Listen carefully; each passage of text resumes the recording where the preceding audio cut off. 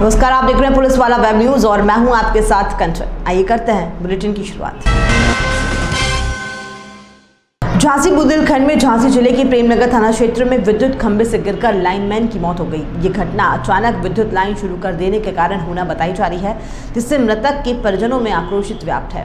सूचना पर पहुंची पुलिस ने शव को कब्जे में लेकर कार्रवाई शुरू कर दी है। झांसी के प्रेमनगर थाना क्षेत्र अंतर्गत नैनागढ़ निवासी यूसुफ विद्युत विभाग में संविदा कर्मचारी है। आज सुबह प्रेमनगर के कृष्णा नगर में लाइन सुधारने के लिए उससे कहा गया था, जिस पर लाइन को सुधारने के लिए बताया गया स्थान पहुंचा, जहां उसने लाइन को बंद कराया और खंबे पर चढ़कर सुधारने लगा।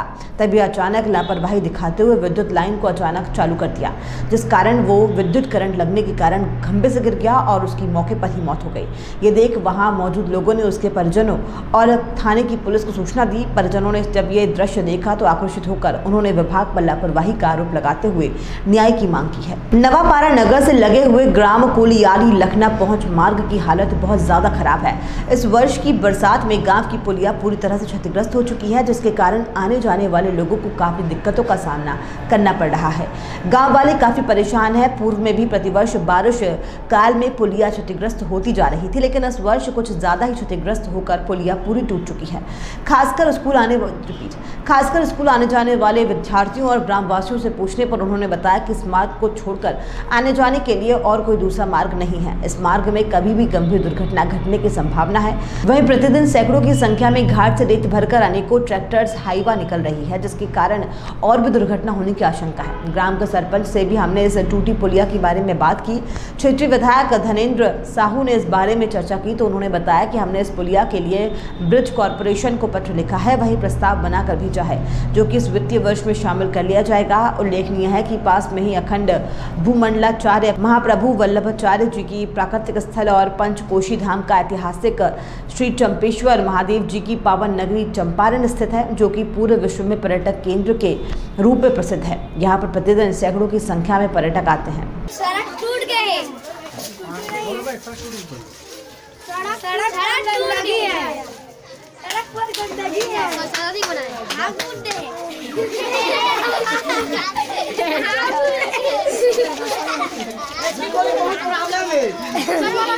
यहाँ जब पुल टूटा बारिश के समय में अगस्त में, तो मैं PWD इंजीनियर साहब को बुलाया था, उसका निरीक्षण भी करवाया हूँ मैं, और उसको हम कलेक्टर के नाम से परिवर्तन बना के हम वहाँ पुल टूटा उसका आवेदन भी लिखे हैं, लेकिन अभी तक PWD अधिकारी लोग कोई कार्रवाई नहीं कर रही है, ना आगे फॉरवर्ड नहीं कर रहा है। बात को सब दबा के रख चुका है।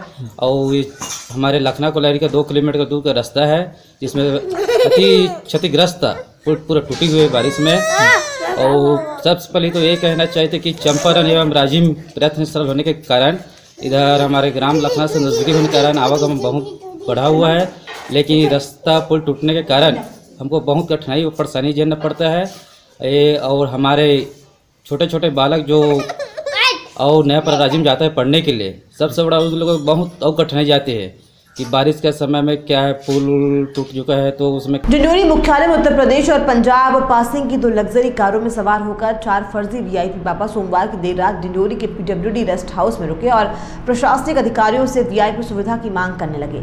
मौके पर पहुंचे जिम्मेदार अधिकारियों ने बाबाओं से जरूरी दस्तावेजों की मांग की, लेकिन दस्तावेज देने और दिखाने में असमर्थता दिखाई। साथ ही बाबाओं का वेशभूषा संदिग्ध लगा, जिसके बाद पुलिस ने रेस्ट हाउस से सभी बाबाओं को हिरासत में लेकर मामले की तफ्तीश शुरू की गई। तफ्तीश के दौरान बताई गई जानकारी और संस्थाओं को लेकर जिले के जिम्मेदार अधिकारियों ने संबंधित संस्थानों से मिलन किया, लेकिन बाबा फर्जी निकले। चारों फर्जी VIP बाबाओं के ऊपर पुलिस ने धारा 420, 367, 471, 34 IPS के तहत मामला दर्ज कर लिया गया है। आपको बता दें कि बाबाओं के काफिले में शामिल एक कार में उत्तर प्रदेश सचिवालय का स्टिकर चस्पा युक्त है, वहीं दूसरी गाड़ी में परम पूज्य स्वामी बसंत जी महाराज लिखा हुआ था। पुलिस ने VIP फर्जी बाबाओं को गिरफ्तार कर लिया है। बट हमारा शक यह भी है कि अब चूंकि इनका कोई अता पता है नहीं, ये संभव है कि ये कोई अपराधी प्रवृत्ति के व्यक्ति हो। यदि वैसा कुछ सामने आता है तो उसके अनुसार और कठोर कार्रवाई होगी। बट जो इम्पर्सोनेशन, जो अपना गलत परिचय दे करके शासकीय सुविधाओं का उपयोग करने की कोशिश की इन्होंने, वो उस टू से द लीस्ट मतलब फ्रॉड तो है ही, और उसकी तो कांग्रेस पार्टी के नेता और पूर्व विधायक रणजीत सिंह जुदेव ने सपा बसपा गठबंधन की तारीफ करते हुए पार्टी को एक और झटका दिया है। उन्होंने कहा कि भाजपा को यदि कोई मजबूती के साथ टक्कर देने वाला है तो सपा बसपा का शक्तिशाली गठबंधन है। झांसी के स्थानीय होटल कांग्रेस नेता रणजीत सिंह जुदेव ने भाजपा पर निशाना साधते हुए कहा कि धर्म और जाति के नाम पर लड़ाने वाली पार्टी यदि कोई है तो वो भाजपा है। भाजपा हमेशा से जनता को गुमराह करने का काम करती है। उसने जो वादा किया है उसे अभी तक पूरा नहीं किया गया है। यदि उनकी राय मानी जाए तो भाजपा को मजबूती से टक्कर देने वाली पार्टी कोई है तो वो सपा बसपा गठबंधन है। सपा बसपा गठबंधन भाजपा को टक्कर ही नहीं बल्कि उसकी जड़ें भी हिलाने की ताकत रखता है। रणजीत सिंह का इस प्रकार का बयान से राजनीतिक गलियारों में किस प्रकार की हलचल लाएगा ये तो आने वाला समय ही बताएगा। फिलहाल उनके इस प्रकार का बयान कांग्रेस पार्टी को एक बड़ा झटका देने का काम करेगा। वहीं उन्होंने कहा कि हमने नामों की सूची भेज दी है, हम चुनाव नहीं लड़ेंगे। वहीं पूर्व केंद्रीय मंत्री पर तंज कसते हुए कहा कि जो व्यक्ति मेयर के चुनाव में अपनी जमानत नहीं बचा पाया हो, ऐसे आदमी को पार्टी को विचार करना चाहिए। घोषणा पत्र बन रहा है, सुनिए, बना नहीं, और हर जनपद के अध्यक्ष से और कर्मठ कार्यकर्ताओं से सुझाव मांगे गए हैं।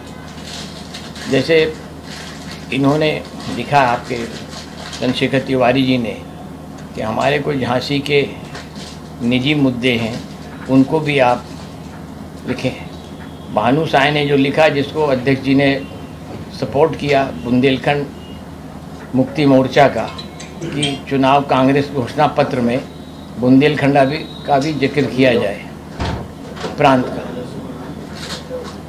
इन्होंने काफ़ी मुद्दे लिखे चंद्रशेखर जी ने।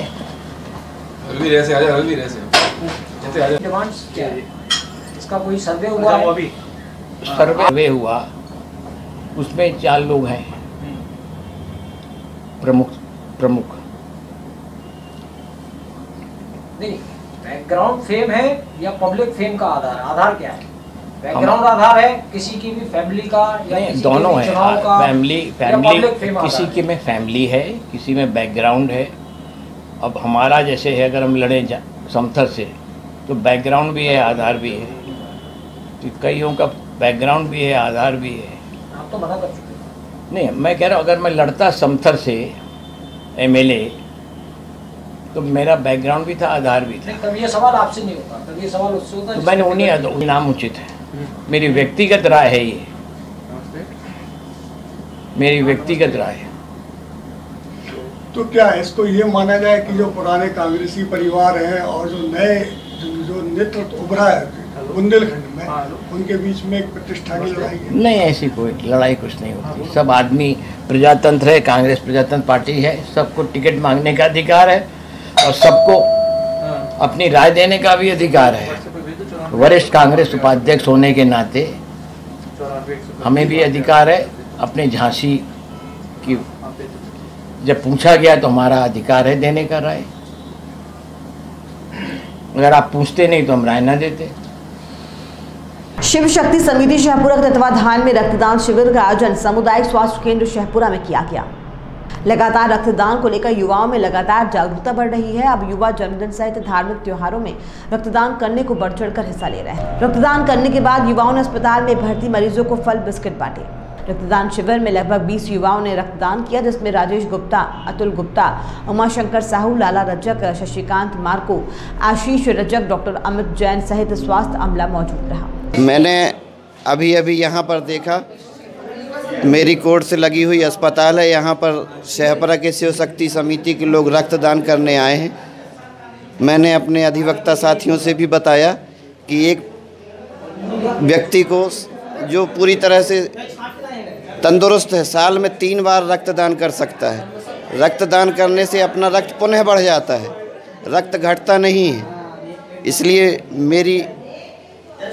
मैं यहाँ पर रक्तदान करने आया हूँ कि मुझे देखकर और भी लोग उत्साहित हो सके कि रक्तदान करने से रक्त घटता नहीं है, पुनः बढ़ता है। दतिया जिले की बड़ौनी पुलिस ने एक बड़ी सफलता प्राप्त की है। सफलता के चलते पुलिस ने ट्रक ड्राइवर के साथ लूट की 3 आरोपियों को गिरफ्तार कर लिया है।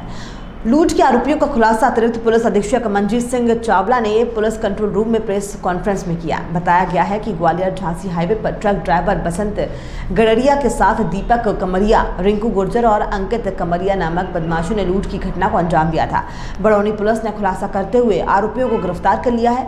पुलिस ने घटना में प्रयुक्त कार और अवैध कट्टा और लूटी गई रकम में से 4800 रुपए की नकदी भी बरामद की है। एएसपी मंजीत सिंह चावला ने प्रेस कॉन्फ्रेंस कर उक्त घटना का खुलासा किया है।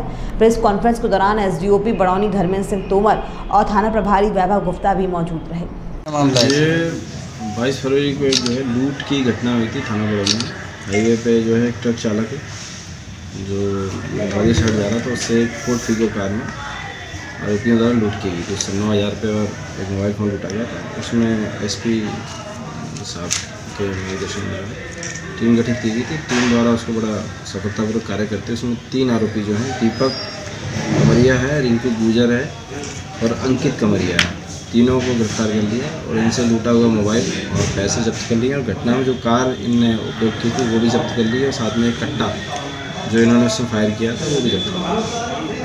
एसपी साहब द्वारा जो टीम को उचित पुरस्कार दिया जाए। तो सर पूर्व में भी अब इनका पीआर लिया जा रहा है और इनसे सख्ती से पूछताछ की जाएगी और आसपास के जिलों को भी सूचित किया गया है कि इनकी अरेस्टिंग की गई है। अगर किसी को किसी अपराध में इसकी आवश्यकता है तो इसको पूछताछ कर सकते हैं। बुलेटिन में फिलहाल इतना ही। और भी खबरों के लिए आप देखते रहिए पुलिस वाला वेब न्यूज़।